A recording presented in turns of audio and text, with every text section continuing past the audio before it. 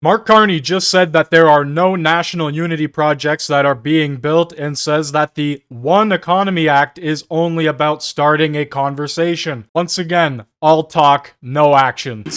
How we bring it to life in the right way. And I think it's how we bring it to life in the right way. And I think that's the first point I really want to emphasize, is that this act is only a way of starting a conversation and starting a process. And we define that process going forward. But what it could do is enable Canada to build big things that will connect and transform our national economy. Create great careers, not just jobs, but careers for the people that we serve, and provide the resources for health, for education, and social services that our people deserve. It's about giving ourselves more than any foreign government can ever take away. It's about controlling our economic destiny together. Congrats, Liberal voters, for the 1 millionth time you got played. He lies so much and so often, you cannot believe anything he says, and here he is choking in front of reporters, repeating the exact same thing over and over again. Thanks for being, pardon me, thanks for being here. This is an important day. The government ran, or I ran on building Canada strong. We received a strong mandate for that.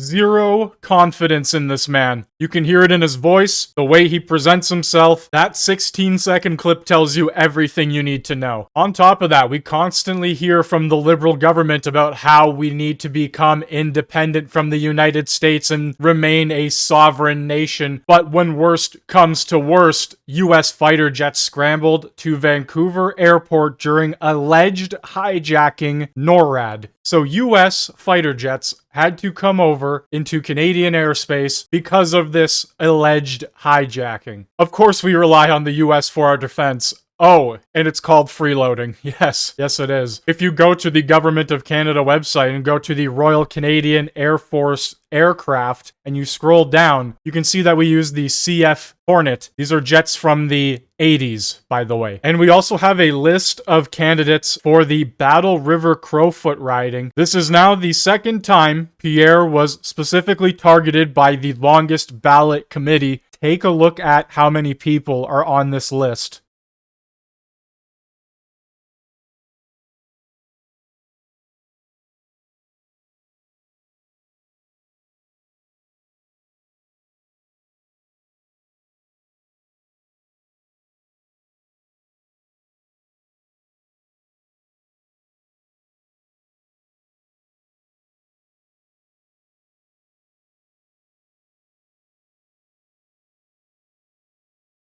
This has happened numerous times now, and the bottom line is, it needs to stop. No candidate from any party should be getting targeted by this committee. We also have this fantastic video from Melissa Lantzman absolutely shredding Mark Carney apart. All surviving a cost of living crisis brought on by inflation that was a direct result of government spending from COVID, and for all of the things they use COVID spending as an excuse to expand the scope and size of government forever.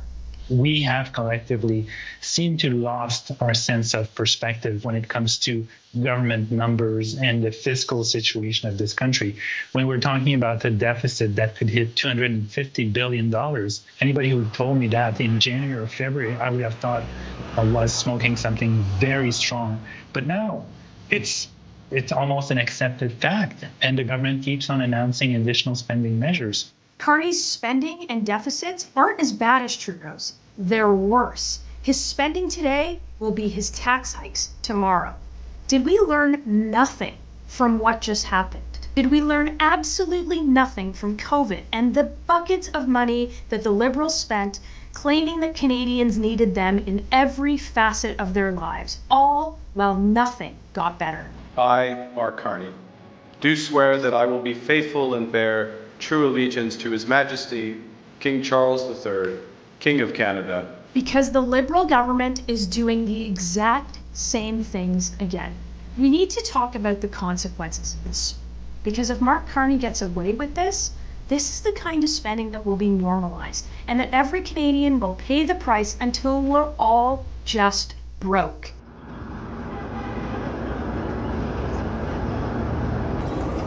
Well, the C.D. Howe Institute is calling on the Liberal government to make steeper cuts to program spending as it expects Canada's deficit to top $92 billion this fiscal year. First things first, what is the deficit? In a nutshell, when the government spends more than it takes in, it needs to borrow the remainder. It's a lot like a credit card or a line of credit, but the numbers are huge. We're talking about billions. So instead of a credit card, the government issues bonds. And just like your credit card and other debt, the government needs to pay the interest on the money that it borrows. That last part is important, and we're going to come back to it. In many ways, the government's budget is just like your own.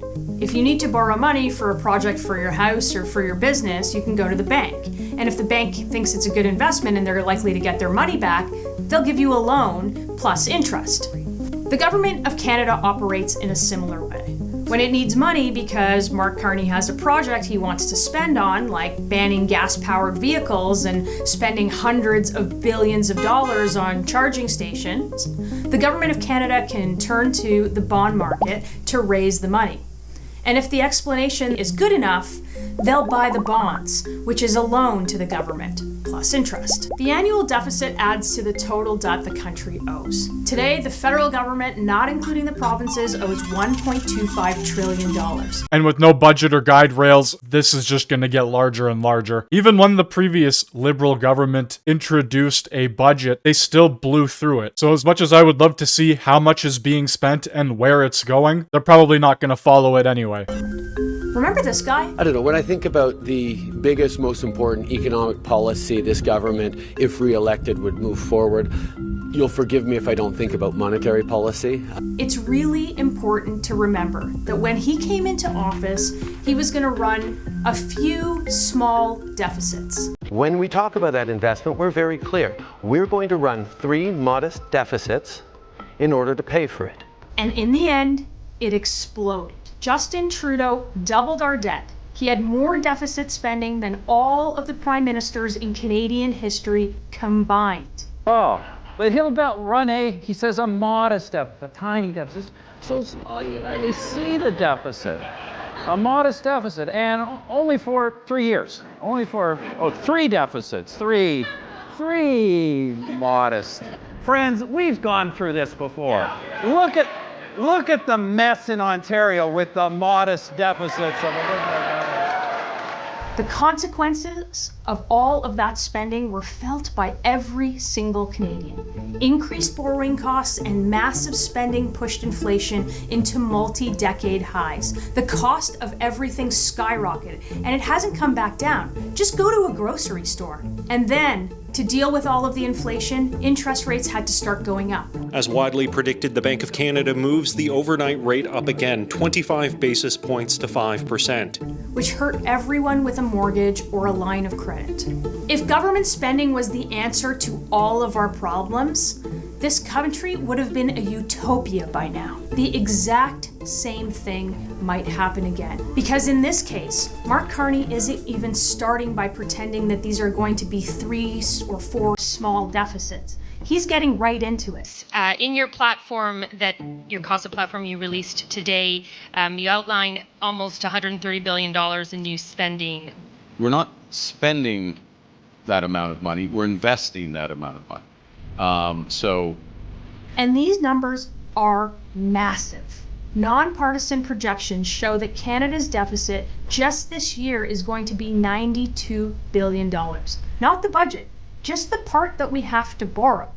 Over the next years, it could average $77 billion in a year, which is a huge increase of what had been expected. What's even more concerning is that these are optimistic numbers. The report is, quote, deeply skeptical that the government's plans to increase revenue will actually occur. That's how bad it is. The report is even skeptical that the government will be able to raise taxes enough to cover these deficits. But let's be clear, they are absolutely planning to raise taxes. Look at this, they're already pre-positioning the media to start raising taxes like the GST. They're seriously considering making everyday essentials like clothing and meals alongside nearly everything else under the sun more expensive just because they can't exercise a little bit of fiscal discipline, just because they can't get their house in order. And trust me, it won't stop there. And even though things were bad with the previous government, half the country said, no, that was fine. I'll have more, please. Anyway, I'd like to know what you think down in the comments section below. Hit that like button, hit that sub button if you are new, and thank you very much for watching.